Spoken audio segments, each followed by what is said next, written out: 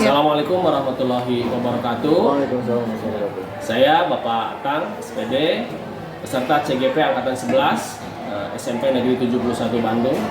Dalam hal ini saya akan mempraktekkan coaching dalam pembelajaran. Dan di sini sudah hadir Bapak Ali Karta sebagai guru bahasa Inggris dan wakasek kurikulum ya Pak Ali ya. Gimana Pak Ali, sehat? Alhamdulillah. Ya, oke Pak Ali. Sebelum melakukan observasi, kita melakukan pra-observasi terlebih dahulu Pak ya. Bagaimana kita ingin mengetahui apa yang ingin dicapai nanti dalam observasi nanti ya, dan juga mengevaluasi ya. Nah, ada beberapa pertanyaan yang ingin saya sampaikan dan mungkin nanti Pak Ali bisa menjawab. Nah, yang pertama adalah bagaimana nih, apa tujuan dari pembelajaran yang akan Bapak laksanakan nanti di kelas? Bismillahirrahmanirrahim. Assalamualaikum warahmatullahi wabarakatuh. Waalaikumsalam warahmatullahi wabarakatuh. Terima kasih Pak Atang waktunya. Nanti yang akan saya lakukan nanti ketika pembelajaran adalah di sasarannya itu kelas 9 dengan materi recount tag.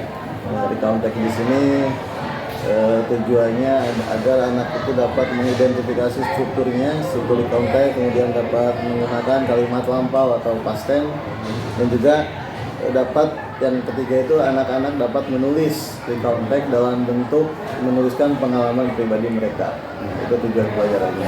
Jadi ada tujuan ya Pak ya? Ada tujuan di situ. Recount tag, kemudian juga nanti ada prakteknya juga ya Pak ya? Ya, praktek menulis juga. Ya betul. Nah kemudian strategi apa nih yang akan Bapak laksanakan dalam pembelajaran nanti Pak? Ya. Dalam pembelajaran recount tag ini, pertama anak-anak ini dituntut untuk menceritakan pengalaman pribadi mereka. Dalam hal ini saya akan menggunakan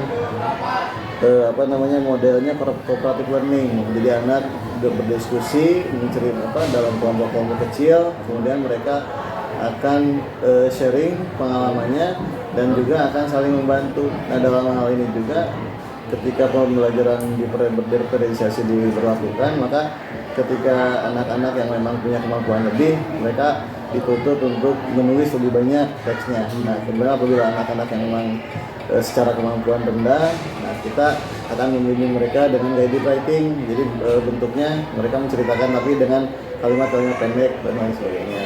Kemudian untuk metodenya sendiri tadi salah satunya guided writing itu kita bimbing untuk menulis. Kemudian juga ada diskusi tadi yang pertama itu ya, diskusi anak-anak dituntut dalam kelompok-kelompok itu mereka berdiskusi menceritakan pengalaman, sehingga ketika ada hal-hal yang sulit mereka kan saling melengkapi, saling memberi karena ini modelnya diskusi.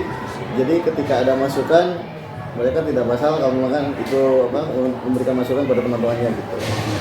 Baik Pak Ali ya, tadi sudah disampaikan tentang strategi pembelajarannya. Tadi ada pembelajaran berdiferensiasi ya Pak ya. Kemudian juga dengan model tadi ada cooperative learning ya Pak, cooperative learning. Kemudian ada juga satu lagi kan kita juga pakai PBA juga sama PBA, project. iya, betul. PBA-nya nanti kan mereka menulis betul.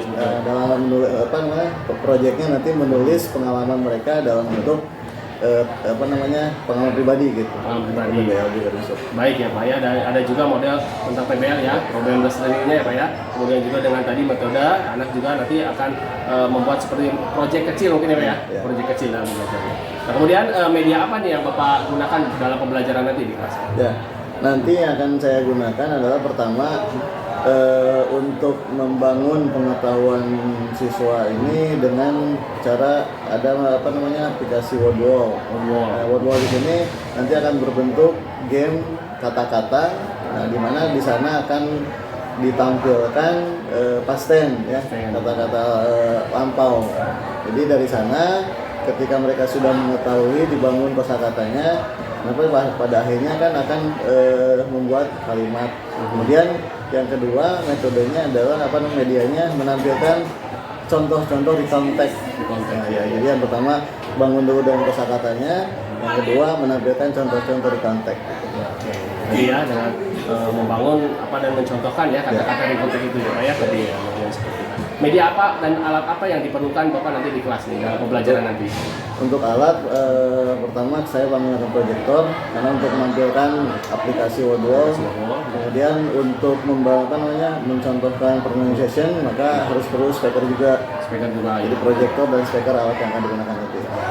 Karena bahasa Inggris kan ada speaking ya Pak ya? Betul. Membicarakan seperti itu. Ya baik Pak, nah, ini kira-kira perencanaannya kapan nih Bapak akan laksanakan, jam berapa dan di kelas mana nih Pak? Insya Allah nanti saya akan pembelajarannya di kelas 9A itu di hari Senin jam pertama sampai jam ketiga. Jam ketiga ya, baik Pak ya.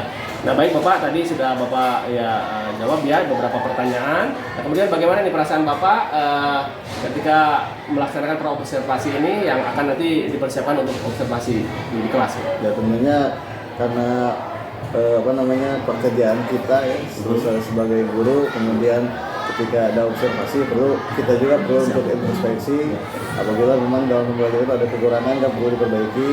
Nah dalam hal ini mungkin saya secara pribadi akan dilakukan observasi ya tentunya itu tadi ya untuk penilaian, bukan penilaian sebetulnya ya, untuk mengevaluasi apa yang sudah dilakukan nanti.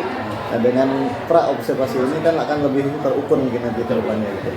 Lebih mempersiapkan ya Pak ya untuk baik Pak, cukup sekian Pak ya pra observasi pada kali ini, dan mudah-mudahan nanti kita dalam observasi berjalan dengan lancar, dan nanti ada satu lagi pasca observasi yang akan didampingi juga oleh pengajar praktik kami Pak ya. Baik Bapak Ali, terima kasih atas kesempatan yang diberikan. Assalamualaikum warahmatullahi wabarakatuh.